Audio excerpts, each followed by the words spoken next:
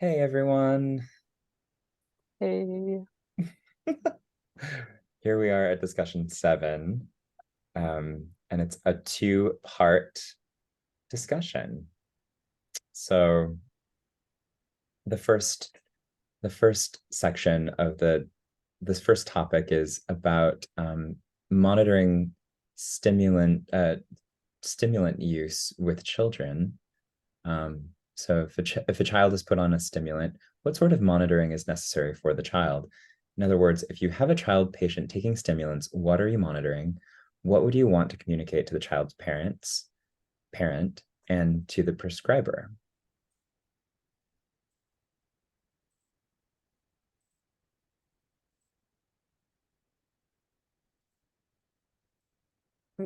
I can just make one at least comment before we go into stimulants. Was I was really kind of surprised at a macro level by how many psychotropics are off label for kids, and how very few studies have been done on young people. And so a lot of how they're um, administered is kind of an extrapolation, and therefore requiring kind of more close um, monitoring by the psychiatrist and hopefully the psychotherapist. But that was a little that was just new information that kind of got me dismayed, especially in the context which the book went into around how more kids are getting on psychotropics, partly because there are less child psychotherapists and other interventions and fewer people are focusing on children, so they're just medicating them, which is just, I thought, kind of at a macro level heartbreaking. Mm, that is interesting.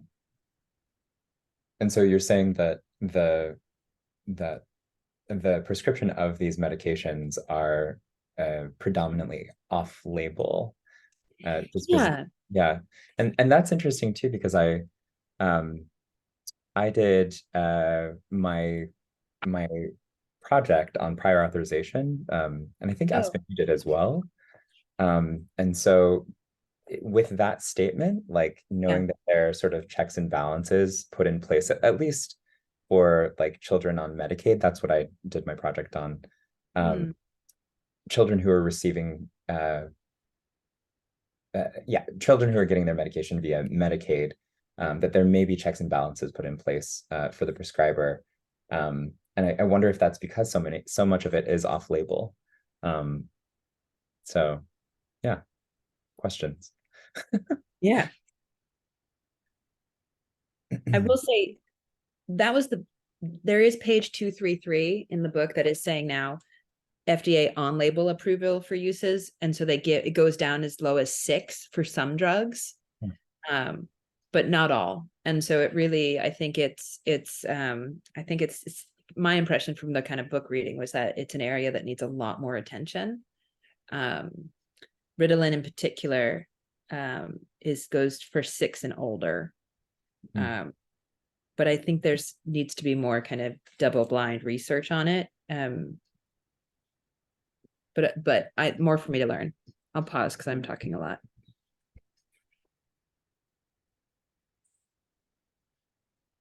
I think that I think I think it's really important to take into account the mm, what side effects the child is experiencing and um their desire to be on the medication or not, having taking, if you are seeing a child like actually getting a sense of what their desire is with this medication, because I'm sure that they might have one, even young children may be experiencing some discomfort or undesirable side effects from the medication, and really expressing that to a provider or to their parents, I think is important. I wondered if, just in reading some of the text for this section, whether the kind of the desire for a child to achieve or to get certain grades, to perform at a certain level, whether that kind of eclipses the child's actual desires, you know. There's such a an emphasis for a kid to perform and to be at a certain level, even at a young age like that. And so I'm just wondering, like, are parents kind of turning a blind eye to their own child's desires? Yeah, that's what goes through my mind. Yeah, yeah, I'm thinking about the article that was on that, and just like on like children and like parents' perspectives on stimulants, and yeah, I would be wanting to like track how the child is, like what is supporting them with the medication, if they feel like they are doing better, like both like academically, where that's often like the case where it's often prescribed for like academic purposes, behaviorally, and then also like how are their relationships, like what is it like for them, like with their friends, with their family, because that's another thing that was interesting in that article, is like some kids reported like a benefit of like, oh, I feel better with my family, which seemed somewhat related to the behavioral or like academic performance, like, oh, they're not getting mad at me anymore. Aw. But then which is heartbreaking, but then there are people who are like, I just feel weird and it's like easier for me to focus in school, but like I just don't feel, it's like harder to just be myself. And so yeah, I would just want to be tracking all of that, like what is their internal experience of the drug too. I also wonder about just other side effects, like just heart stuff or other Mm-hmm. things that can happen with stimulants. Mm-hmm. I've been on stimulants before, and I definitely had just like some weird blood pressure things that were happening to me for a Mm-hmm. bit, and that got me off of them after a while. I agree with what you're saying, Aspen. I'd be curious about the physiological stuff.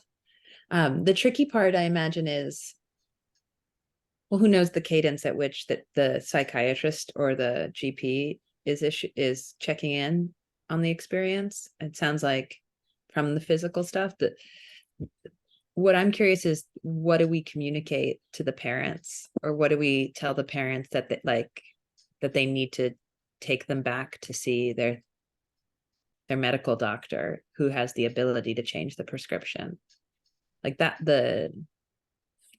feels like the key thing. Because if it was an adult, we could be like, dude, that sounds not great, I think you should call your prescribing doctor and give them an update. But with a kid, it gets a little bit more complicated. Did you all have thoughts on that part of it?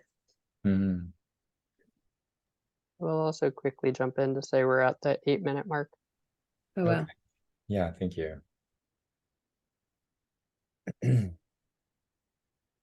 Well, it does bring up a question of harm, like, you know, is it, at what point would a therapist be looking for harm to a child, and at what point is this like insistence upon the medication, even if the child doesn't want to take it, or if there are negative side effects, like at what point is that abusive, you know? It brings up that question for me. Meaning if the child saying these are my side effects, and even if it is communicated to the parent and the parents are like, yeah, but they're performing at school, so don't care. Yeah. Ha. Eek. Yeah, it makes me really angry on just behalf of kids, and just like how, like, I'm also thinking about just like the stuff with trans kids right now, and just like how much like the people's like kids' rights are just around medical stuff is just like taken away from them. Mm-hmm. Yeah. It reminds me of two things. There's one part in the book where, in the very beginning of the chapter, one person and a professor calls us an anti-kid society, which then reminded me of a different class and a different reading, this idea of the targets and the agents. and children and elderly people are targets. Their voices don't get listened to. And I have some compassion for knowing, like, sometimes it is hard to discern what is, because kids don't have the skillfulness to necessarily communicate. So, but I don't know. It's tricky.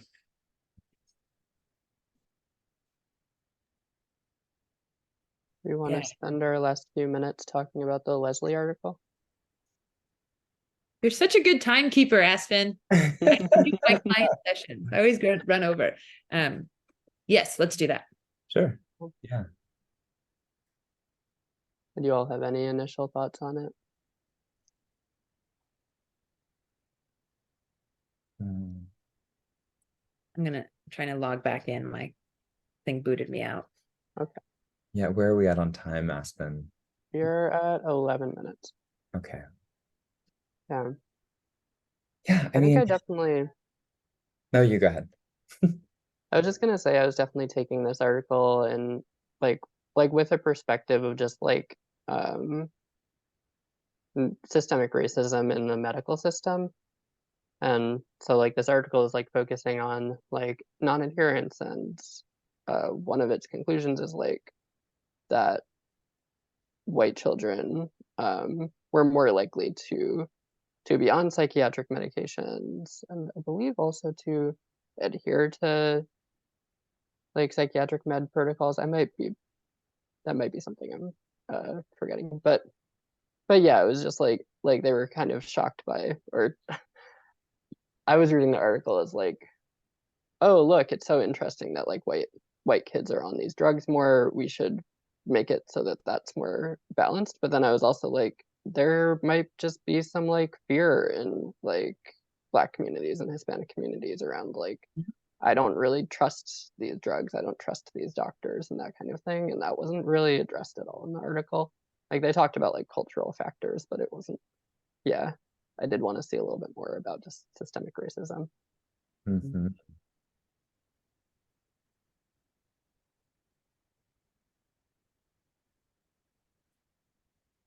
Yeah, there at the end of that paper, there were some they named some potential barriers that were not the focus of the paper.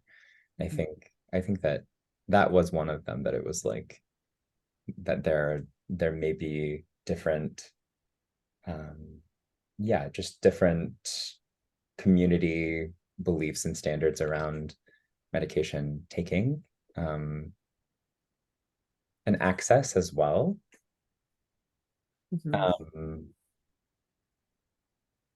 Yeah.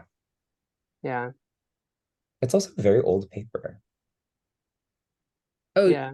It's different now in the last 20 years? Do I think it's different? I don't know, but I would like to know, like maybe, like, is there a more recent kind of look? Is there like a more recent kind of survey of medication uptake and adherence in communities of color for children on psychotropics? But maybe not. Maybe there isn't such a paper. Yeah, maybe not. I imagine she would have put it. I like what you said, Aspen, though, around, oh gosh, I lost exactly what you said.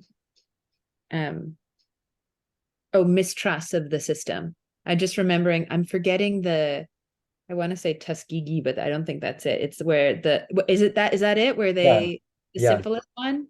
Yes. Yeah. Yeah. When I learned about that, I was like, considering that, it means like, of course, what I wouldn't trust either. If you've been actively, hurt by a system. So, and then I'm also thinking, I can't remember what class, maybe it was even this class, kind of indigenous approaches to healing, and kind of, I think it was, this isn't going to be articulate, but it was like essentially time. I'm sorry to cut you off, but I think we need to close now so we can upload to YouTube. Okay. Saved by the bell. Thank you, everyone. Thank you.